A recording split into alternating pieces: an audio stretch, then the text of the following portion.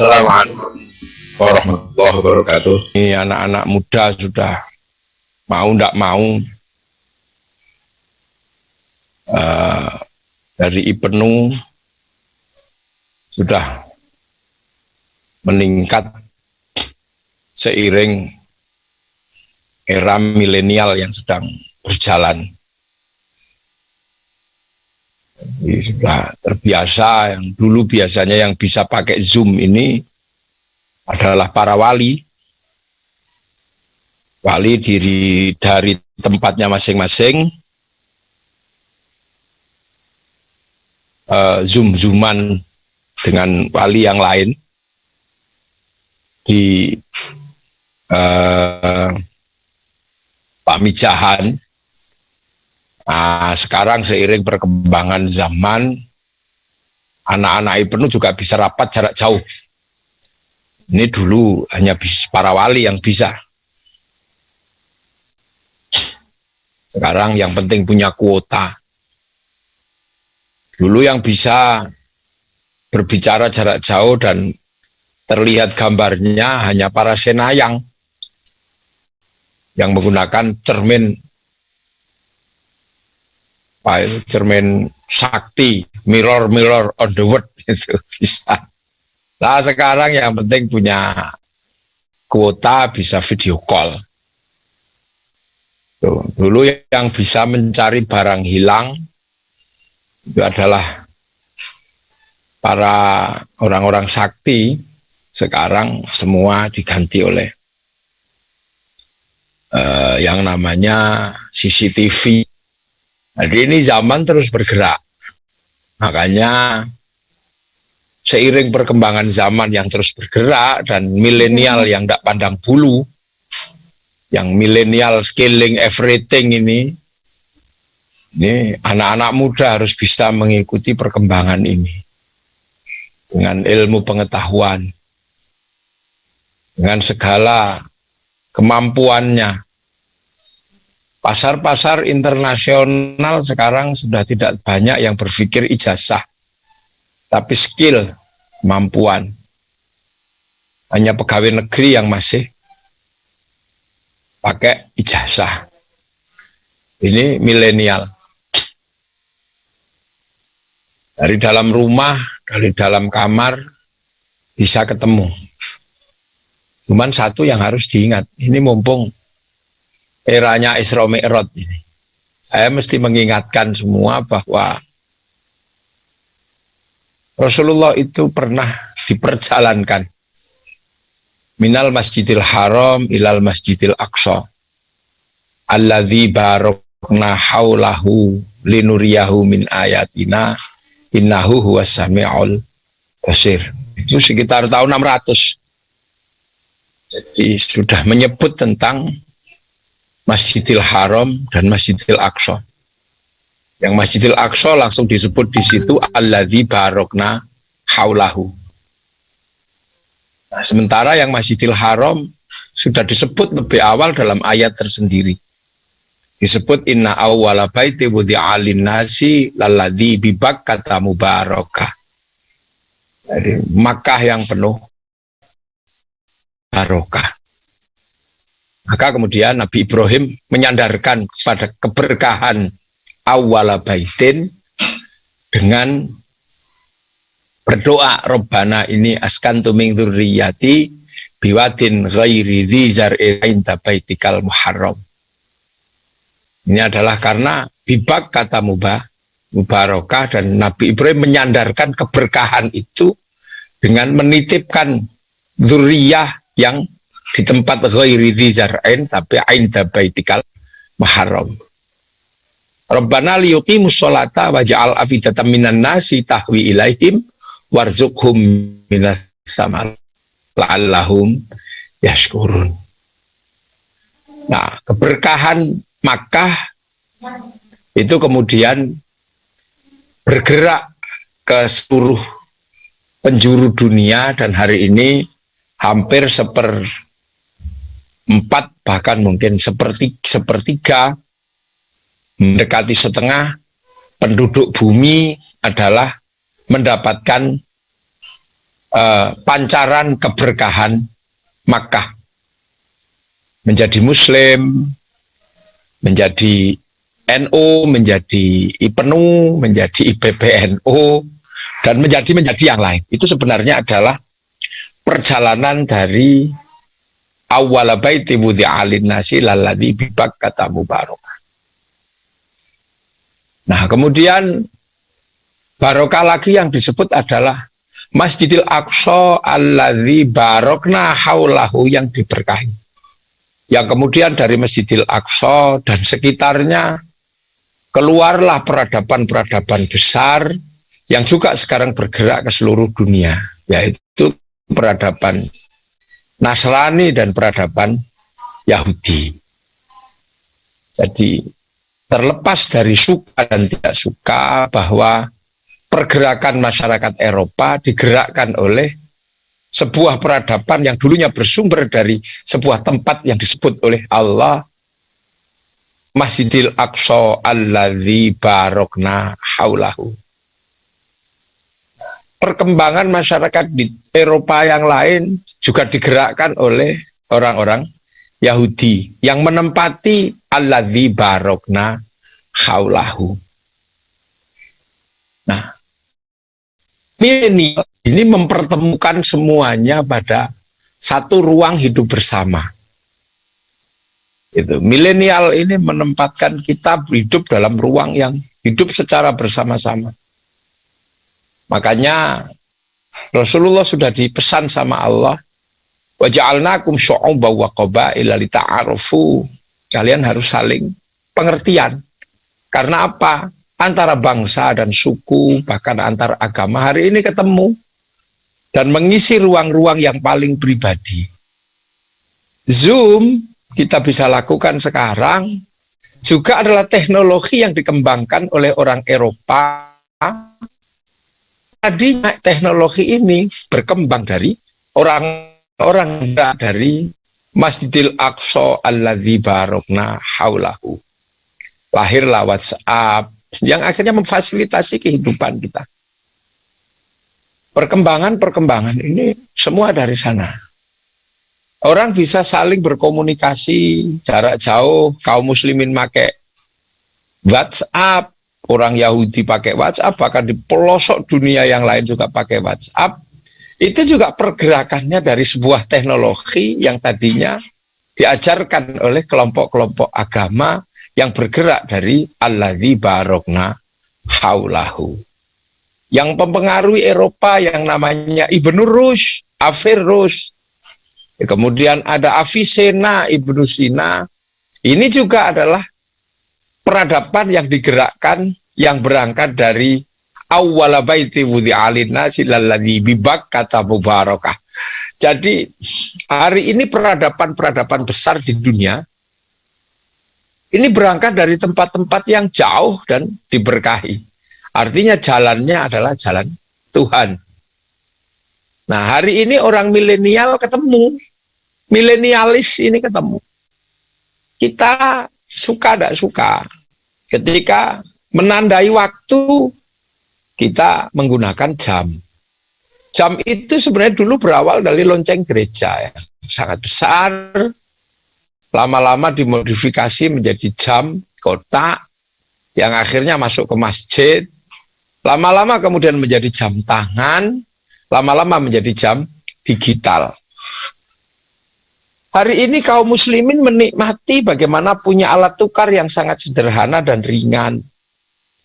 Pergi haji harus melalui perbankan. Ini adalah sebuah sistem yang dulu dibikin oleh kelompok kecil penganut Yahudi yang sangat taat dari keluarga Rothschild dan keluarga Rockefeller yang akhirnya mampu membuat bank devisa New York yang berpusat di Amerika, di Wall Street, yang akhirnya mengontrol seluruh sistem perbankan dunia. Yang menghasilkan produk ATM, produk obligasi yang akhirnya memudahkan kaum muslimin untuk bergerak. Nah, peradaban ini adalah peradaban yang ketemu. Peradaban yang saling mengisi. Bahkan ketika pemerintah Saudi Arabia kedatangan jamaah haji, dia nggak bisa menyambut tamu dengan baik karena kondisi di mana butuh pembiayaan yang sangat besar. Maka pemerintah Saudi manggil orang Nasrani, mungkin apa agamanya nggak tahu, Protestan atau apa, yang dari Amerika, yang kadang pakai bajunya juga apa compang camping karena mode, namanya Paris Hilton, untuk membuatkan Hotel Hilton. Ini sebuah titik pertemuan yang luar biasa. Di samping Masjidil Haram ada sistem ekonominya orang Yahudi, namanya Pepsi, namanya Coca-Cola, namanya McDonald, namanya Kentucky. Bahkan alat transportasi haji sekarang di Mekah diisi oleh orang-orang Cina dengan Samyong atau apa itu, Samsung apa itu. Kita ngaji, berdiskusi, berdebat, bahkan saling marah-marah menggunakan lapak yang dibikin oleh Mark Zuckerberg, namanya Facebook. Partai politik berbicara tentang Islam, bahkan sampai yang paling ekstrim saling kafirkan, menggunakan lapaknya Kun yang namanya WhatsApp. Nah, ini dunia yang sudah ketemu. Nah, maka anak-anak IPNU ini harus sadar betul membaca alur peradaban yang berkembang sekarang. Karena ternyata alur peradaban ini dikembangkan dari sebuah tempat yang sebenarnya penuh barokah. Itu, dan Allah sudah menyebutkan. Tuh, makanya ketika Nabi Muhammad Isra Mi'raj misalnya, ini sekarang sudah bisa ditanya sama orang-orang Quraisy, pintu Masjidil Aqsa berapa, jendela Masjidil Aqsa berapa. Rasulullah bisa menjawab karena gambar hidup dibawa ke depan Rasulullah lah. Kalau sekarang kan versi barunya ini kan siaran langsung gitu. Nah, ini sebenarnya adalah sebuah titik di mana saling pengertian. Nah, yang paling berat adalah mencetak kader-kader, mencetak generasi muda yang siap menghadapi seluruh problem-problem yang bersifat transnasional. Itu. Nah, dulu hanya disebutkan berdirinya Nahdlatul Ulama, berdirinya IPNU, itu standar al-muhafadzatu 'alal qadimi sholih, menjaga warisan masa lalu yang baik. Artinya dalam proses itu insya Allah penjaga warisan terbaik ini Nahdlatul Ulama. Anak-anak IPNU masih punya warisan yang komplit dari para sesepuh, dari para leluhur, karena punya prinsip al-muhafadzatu 'alal qadimi sholih. Insya Allah masih komplit. Karena apa? Nahdlatul Ulama yang merupakan warisan dari para wali masih menjaga tradisi yang itu dilakukan oleh Rasulullah. Apa? Menduplikasi kehidupan Rasulullah yang namanya pesantren. Pesantren ini adalah duplikasi dari kehidupan Rasulullah bersama sahabat. Berbagi ilmu, berbagi makanan, berbagi rumah dengan para sahabat. Saling bisa mengasihi Rasulullah dan para sahabat 24 jam. Itu kan yang diduplikasi oleh para wali, diduplikasi oleh para ulama NU yang namanya pesantren. Makanya matan hadis itu kan sangat dekat. Matan hadis itu sangat dekat. Amarona, aku diperintah, nahana, aku dilarang, kunna ma'a, aku bersama, ro'a itu Rasulullah, aku melihat Rasulullah, sami itu aku mendengar. Yang agak jauh adalah akhbarona, aku mendapatkan kabar. Nah, itu masih ada. Makanya Nahdlatul Ulama masih komplit. Ditinggali oleh para wali Islam, ditinggali oleh para ulama Islam, ya masih ada. Dan para wali yang akhirnya kemudian membuat sebuah teritori besar yang namanya wilayah, yang akhirnya termanifestasi dalam Negara Kesatuan Republik Indonesia, masih dijaga. 10 November, kakek-kakek kita menjaga betul dengan pertaruhan nyawa. Pancasila ketika menjadi ideologi negara, murid-murid para wali masih konsisten bahkan sampai hari ini. Nah, Kalau urusan seperti itu, anak-anak muda kita, anak-anak Nahdlatul Ulama, anak-anak IPNU masih utuh. Ini saya kasih informasi nih Pak Wijaya. Jadi masih komplit.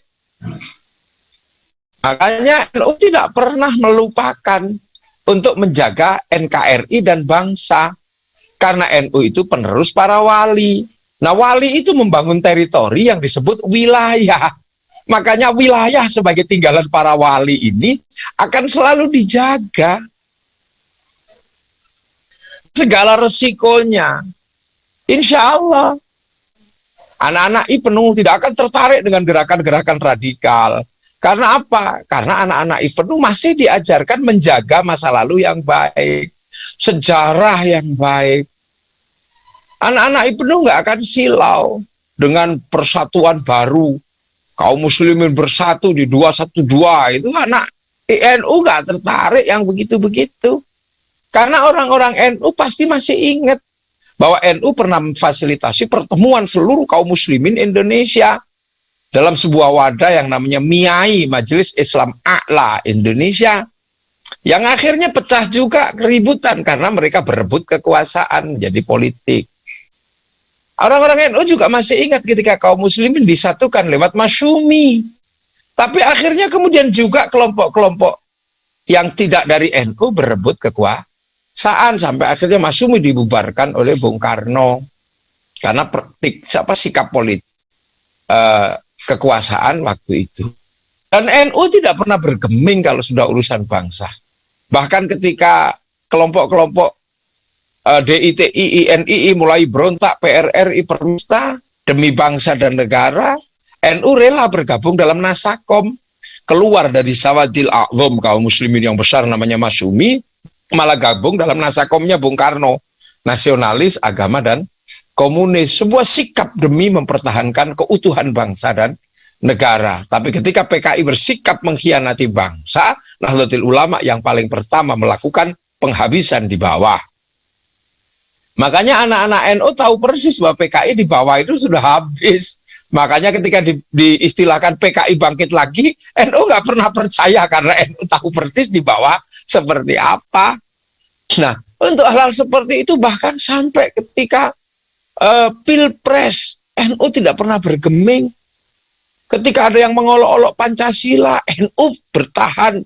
Karena NU menjaga wilayah yang ditinggalkan oleh para wali. Merawat makam-makam para wali. Karena apa? NU punya sikap tegas al-muhafadzatu alal qadimis sholih, menjaga warisan masa lalu yang baik. Nah, persoalannya adalah ketika dunia bergerak dan NU, santri harus al-akhdhu bil jadidil aslah.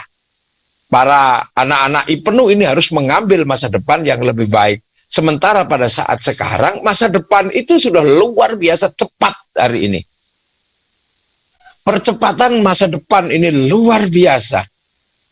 Di mana teknologi atau yang disebut dengan milenial ini mampu menghancurkan segalanya.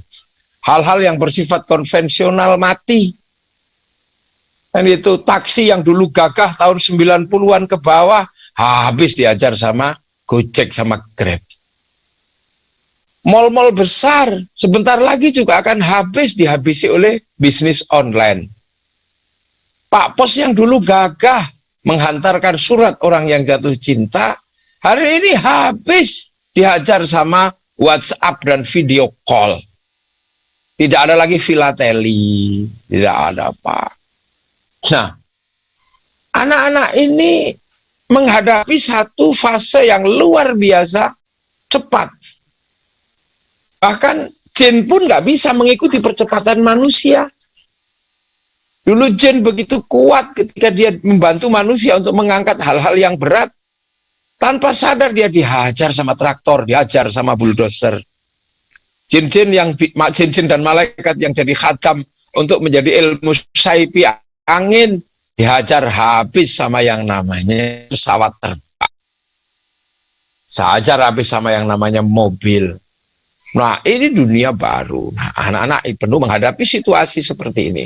Harus diajarkan yang pertama. Pelajaran yang harus selalu diajarkan kepada anak-anak muda adalah bahwa milenial yang mampu menembus segala negara, segala bangsa, tetap saja milenial tidak bisa menembus batas teritori. Karena siapapun akan tetap ditanya identitas kenegaraannya ketika melintasi batas teritori negara orang. Sehebat apapun berbahasa Inggris, sehebat apapun berbudaya Inggris, tapi kalau orang Indonesia melewati perbatasan Inggris harus menunjukkan identitas kebangsaan. Maka pelajaran kebangsaan tidak boleh dilupakan. Makanya akhir-akhir ini negara-negara besar punya pelajaran-pelajaran kebangsaan. Sehingga ketika dunia mengalami transnasional dalam segala lini, orang tidak tercerab dari rasa cinta kepada bangsanya. Amerika bertahun-tahun membangun cerita kebangsaan buat anak-anak muda dengan film koboi. Kekalahan di Vietnam dibangun dengan cerita Rambo 1 sampai 6. Kekalahan dengan spiritual Cina bikin American Shaolin, American Kung Fu.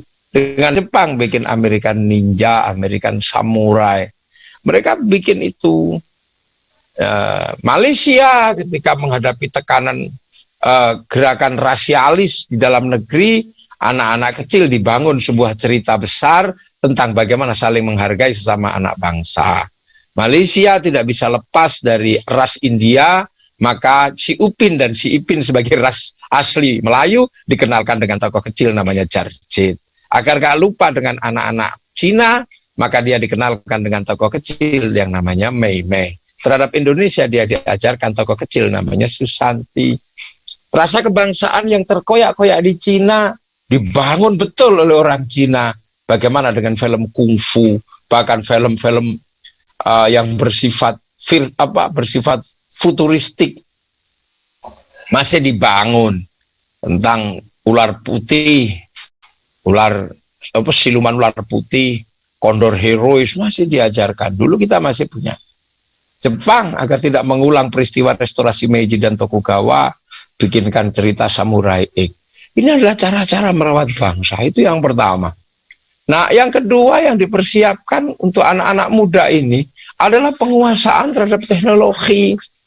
Nah, penguasaan terhadap teknologi ini benar-benar titik balik yang luar biasa. Sikap yang harus diambil dengan berbagai risikonya. Yang sekarang kita masih ragu-ragu. Cita-cita penguasaan terhadap teknologi, tapi ketika anak-anak sekolah, bahkan di sekolahan yang berbasis penguasaan terhadap dunia masa depan, anak-anak masih tidak boleh menggunakan gadget, anak-anak masih tidak boleh menggunakan smartphone. Sehingga ketika anak-anak itu keluar dari sekolahan yang paling modern dalam tradisi pesantren pun masih gagap di dunia modern. Karena apa? Alat masa depannya tidak diberikan. Ini juga masih menjadi sebuah tanda tanya besar atas keberanian melepaskan anak-anak ini dengan dunia teknologi. Keinginan untuk menguasai teknologi, tapi usia-usia penuh, usia-usia sekolah, tidak boleh menggunakan gadget, tidak boleh menggunakan smartphone. Sehingga ketika keluar pun gagap dalam urusan teknologi. Nah, ini juga sebuah tantangan yang besar bagi pengelola pendidikan anak usia remaja. Ini tantangan besar. Lembaga-lembaga pendidikan kita yang memang tidak berbasis pada pesantren salaf. Kalau yang salaf saya tidak ada masalah. Tapi bagi anak-anak yang dipersiapkan untuk menghadapi masa depan, kadang pegang gadget tidak boleh. Bahkan hubungan dengan orang tuanya juga masih tidak boleh. Lah ini juga sesuatu yang memang butuh revolusi pemahaman yang luar biasa. Ini karena itu nggak bisa pakai teori, itu adalah ilmu terapan. Menguasai teknologi itu sama dengan menguasai dunia. Tetapi bahwa kekhawatiran anak-anak kita menjadi liberal karena teknologi, itu juga akhirnya memberangus mereka dari pemahaman dan penguasaan terhadap teknologi yang mapan. Sehingga paling 1-2 yang bisa mengendalikan teknologi, selebihnya adalah menjadi pasar dari teknologi. Itu. Nah, yang berikutnya sebenarnya adalah anak-anak ini akan semakin baik, terutama anak-anak ini. Kalau kemudian Ibnu itu menyadari betul ada hubungan yang sangat harmonis antara IPNU dan IPPNU. Kenapa? Karena mempersiapkan generasi itu nggak bisa cuman IPNU. Dia harus bersama IPPNU, belajar menghargai sesama, menghargai rumah tangga, belajar bagaimana antara laki-laki dan perempuan ini menggunakan ilmu-ilmu terapan. Untuk apa? Bagaimana cara nanti membangun rumah tangga, mempersiapkan anak, menyenangkan anak, membuat rumah tangga anak yang mencari rumah tangga orang tua agar anak nyaman. Ini juga pentingnya luar biasa. Maka anak-anak IPNU dari sekarang sudah harus diajari bagaimana membangun rumah tangga nanti yang harmonis dalam praktek-praktek sosial, dalam praktek-praktek budaya. Harus diajarkan seperti itu, karena sebentar lagi anak-anak IPNU itu akan menyongsong rumah tangga. Nah, IPPNU juga sama, bagaimana kemudian IPNU diajarkan membahagiakan IPPNU, bahagiakan perempuan, banyak itu. Ini yang harus disiapkan dari hari sekarang. Kalau perempuan juga nggak disiapkan, maka laki-laki juga tidak bisa menanam dengan bagus. Artinya generasi berikutnya benar harus diajarkan dengan sangat bagus. Maka dulu ada istilah keputrian. Masihkah kemudian anak-anak perempuan diajari keputrian? Yang laki-laki mungkin perlu diajari keputraan. Pelajaran menjadi laki-laki yang ksatria itu seperti apa? Pelajaran pada laki-laki yang bisa membahagiakan wanita itu seperti apa? Yang tidak menyakiti perempuan itu seperti apa? Sehingga nanti lahir keluarga yang bahagia, keluarga yang sejahtera, dan dari situ akan lahir generasi yang bagus, generasi yang baik dan sejahtera. Kalau tidak bisa melakukan itu, lah ini juga berat. Maka kita berharap semoga ini adalah proyek besar, ini pekerjaan besar, ini pekerjaan peradaban. Maka kesejahteraan anak-anak muda negara juga harus menjamin, kesehatannya harus menjamin, terutama pendidikannya harus terjamin. Tanpa pendidikan kita sulit membayangkan generasi ke depan akan mampu mengambil situasi yang paling sulit, namanya al-akhdhu bil jadidil aslah. Nah itu maka harus ada kerjasama dengan negara, kerjasama dengan departemen-departemen, kerjasama dengan kepolisian, dan banyak lagi lembaga. Nah itulah mungkin yang bisa saya sampaikan. Selamat Harlah IPNU, semoga semakin jaya demi mengemban misi Izul Islam wal Muslimin lillahi kalimatillah, dan tetap menjaga Islam rahmatan lil alamin demi kejayaan bangsa dan negara kesatuan Republik Indonesia. Matur nuwun. Assalamualaikum warahmatullahi wabarakatuh.